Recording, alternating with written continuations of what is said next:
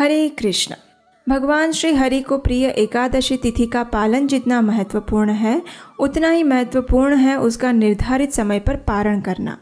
पारण के महात्म्य के विषय में कात्यायन संहिता में कहा गया है, प्रातः स्नात्वा हरिं पूज्य उपवासं समर्पयेत् पारणं तु ततः कुर्याद् व्रत सिद्धौ हरिं स्मरन्।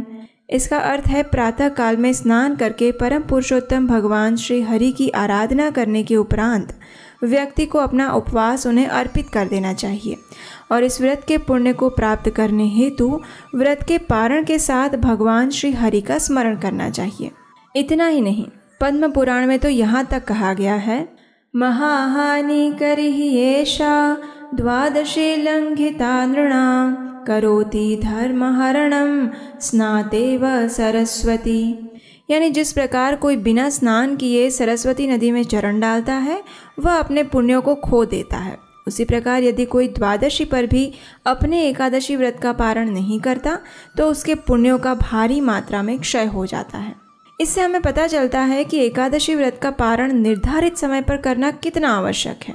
तो इस बार निर्जला एकादशी का पारण समय है द्वादशी के दिन यानी 1 जून 2023 गुरुवार को प्रातः 5:23 से लेकर 10 बजे के बीच में।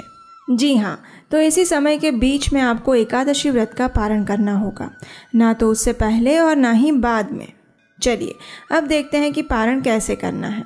सबसे पहले तो द्वादशी के दिन आप एकादशी की तरह ही प्रातः ब्रह्म मुहूर्त में उठ जाइए, स्नान इत्यादि से स्वयं को स्वच्छ कर लीजिए और उसके बाद प्रातः 4:30 बजे भगवान की मंगला आरती करिए।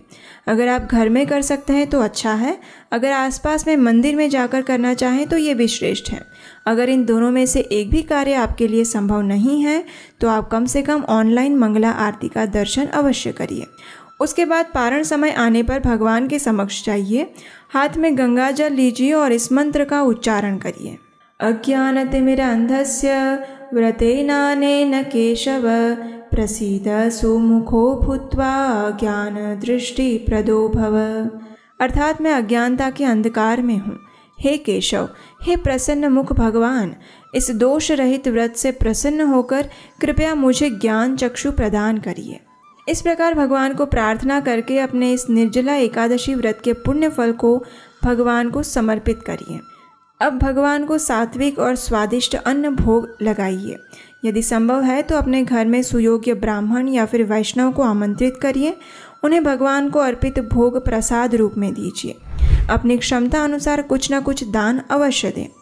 इस समय आप उन्हें जल का घड़ा, शीतल पेय पदार्थ, रसीले फल, अन्न, धन इत्यादि का दान दे सकते हैं।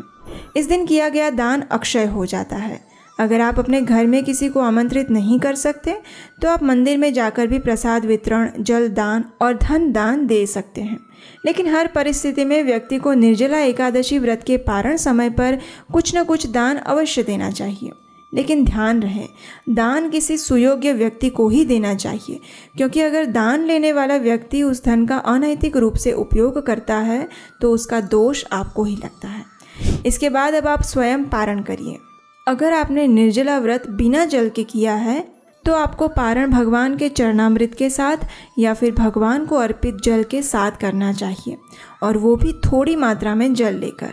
क्योंकि देखिए, आपके शरीर में पूरे 24 घंटे तक पानी या अन्न का एक दाना भी नहीं गया है, इसलिए आपका शरीर तंत्र शिथिल हो जाता है। ऐसे में उसे फिर से कार्यान्वित करने के लिए आप धीरे धीरे उसमें कोई भी चीज़ डालेंगे तो वो आसानी से कार्यान्वित हो जाएगा। इसलिए प्रयास करें कि पारण के समय में सिर्फ गुड़ का पानी, नारियल पानी, नींबू पानी इत्यादि ही लें। अगर आप दूध लेना चाहते हैं तो दूध और पानी आधा आधा भाग लेकर उसमें शक्कर मिलाकर ले सकते हैं।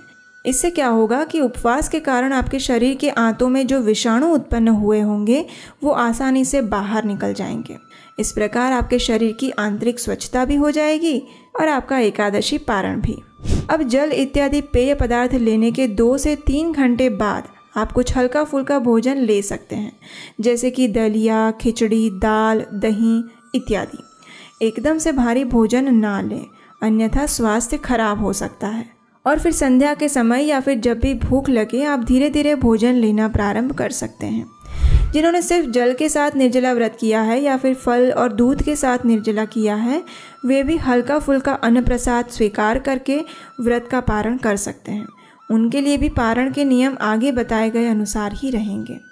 आपको जानकर आश्चर्य होगा कि हमारे वैदिक ऋषि मुनि कितने आधुनिक थे कि उन्होंने हमारे व्रत और उपवास भी ऐसे बनाए हैं जो हमारे मन और आत्मा के साथ साथ शरीर को भी स्वस्थ रखते हैं। और ये निर्जला एकादशी आखिर शरीर की डिटॉक्सिफिकेशन प्रक्रिया ही तो है ना? सच में विज्ञान और वैदिक ज्ञान अभिन्न है।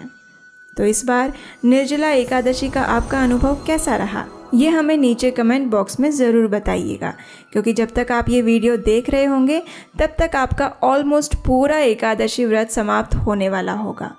और निर्जला एकादशी के पारण के समय अगर आप भगवत गीता और श्रीमद् भागवतम के लिए दान देना चाहते हैं और वैदिक संस्कृति के प्रचार कार्य में सहयोग देना चाहते हैं तो आप हमारी वेबसाइट geetadan.in पर जाकर दान दे सकते हैं। जाने से पहले एक बार चेक ज़रूर कर लीजिएगा कि आपने अपने इस चैनल को सब्सक्राइब किया है या नहीं।